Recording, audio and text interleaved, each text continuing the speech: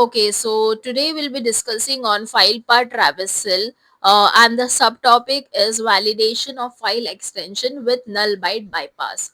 Now let's understand what this means. So previously in the subtopics of file path traversal, we have seen different topics, but today we'll be particularly talking about the validation of file extension with null byte bypass.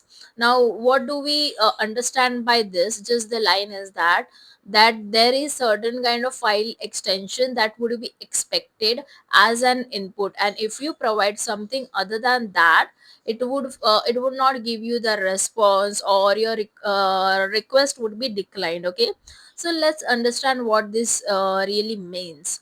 So file path traversal with null byte bypass exploits extension check. Okay, so this exploits extension check by injecting person 00. Now what happens when we inject person 00 to truncate the strings? Now what it does, that when you add this before the extension, so when you give the input, it would do the check that okay, there is certain extension, for example .jpg, .png, whatever the expectation is there, but while giving the result and while processing the input, it would remove that extension, and it would give you the file path that you have provided before this part, the percentage 00. I know it would be a bit confusing for you, so what we will do is that we will have a look at an example to understand it more clearly. Okay, so letting attackers read restricted files despite the validation. Okay, even after there is the validation to provide certain kind of file extension, but through this we can bypass it. So let's look at the example to get a better understanding. Okay, so say for example, there is a download endpoint for user avatars. Okay, so this is the endpoint. You are giving the get request, and the endpoint is download question mark file equal to user123.jpg. So your as here it is written, only .jpg is allowed. If other extension is given, then it is being rejected as the input. You won't get to the 200 okay response. So let's understand that the vulnerable code, how it is vulnerable. So it is a pseudo php. So like in the older format of php, this kind of vulnerability works generally. So let's understand what is the code. So full path, so this variable is holding a particular value that would be uploads. So this is a directory which would be default for every input that you will be giving. How it takes upload plus get parameter, and it is fetching this value. Now whatever you are giving the file, whatever path you are giving here in the file parameter, it would be stored here. Okay, so what it is seeing, checking is the condition starts from here. Here you are just providing the file. So if string character full path comma dot, that means it is checking that, see, it is written equal to dot jpg. That means it checks that if the file name that has been provided is having .jpg format, then only it will echo the content of this file. Okay, so that is what the logic is set. Now how you can exploit this, or how you can bypass this, is that what you have to give is that dot forward slash dot and boot dot ini file. So what you are doing is that you are giving the this file name, the path you are giving, but what you are fetching is this boot dot ini file. Now how you are bypassing it? Bypassing it by giving the null string, that is person 00 dot jpg. That means you're fulfilling this request, right? Here it is checking if it is jpg or not.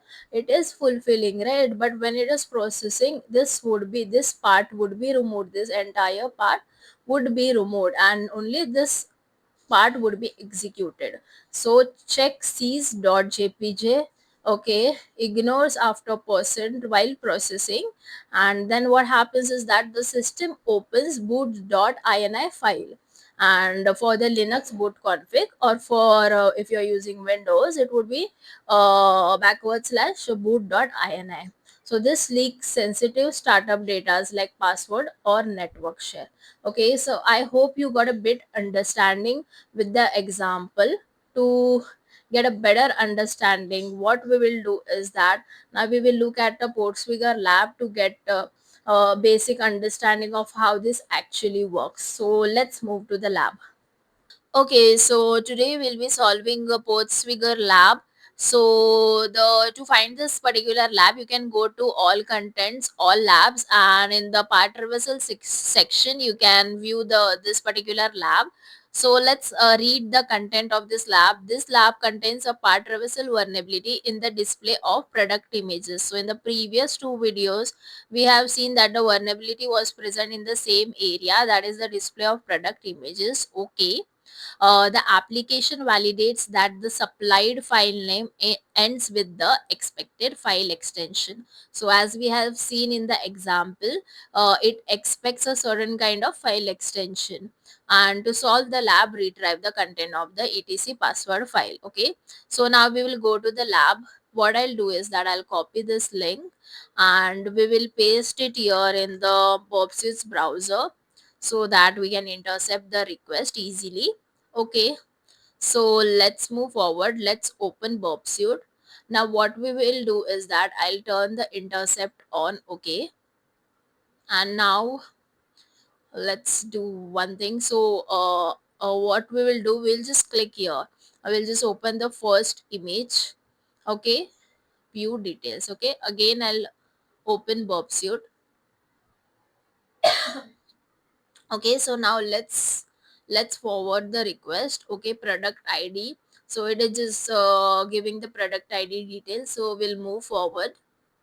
Okay, okay, so we can't find any valid request here. Now what I'll do is that, okay, so yeah, see, now we got this request which we were looking for. As we have seen in the previous video also, that the image displayed is through this request. So if you read the question back again, so let's move to the question and see, it is written that the part traversal vulnerability is in the display of product images. Okay, so this is the request that we require. So what I'll do is that we will send this to repeater. Okay, and now let's analyze this. Now if you remember the question, it said that the application validates that the supplied file name ends with the expected file extension. Okay, so it is expecting a particular format of file. So we should now understand that, as you can see the request, the URL. So it is image question mark file name file.jpg, and if you send this, you will get a 200 for sure, right? Because that is what is expected. Wait just a minute, I'll turn the intercept on off. And okay, so we are getting 200 because this is the expected format.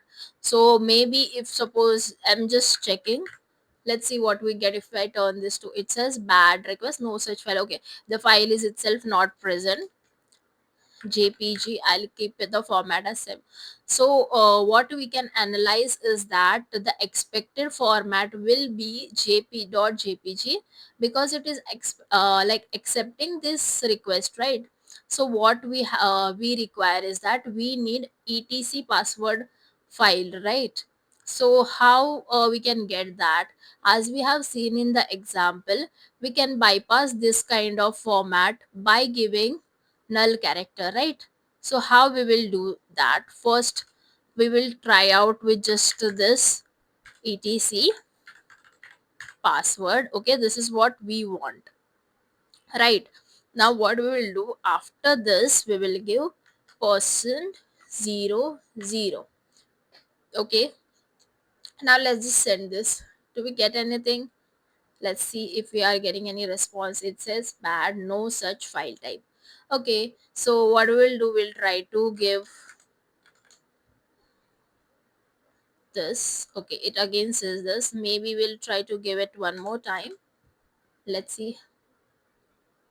Okay, so we got 200. Okay, and we got the content of the etc password file. So as you have seen here, what we have given is, we have given the relative path and then the etc password file, and then we have given this null character, and this is the expected format which it would be using for checking the condition. After that it would be truncating this string, right? So yeah, that's it. Now let's look at the lab.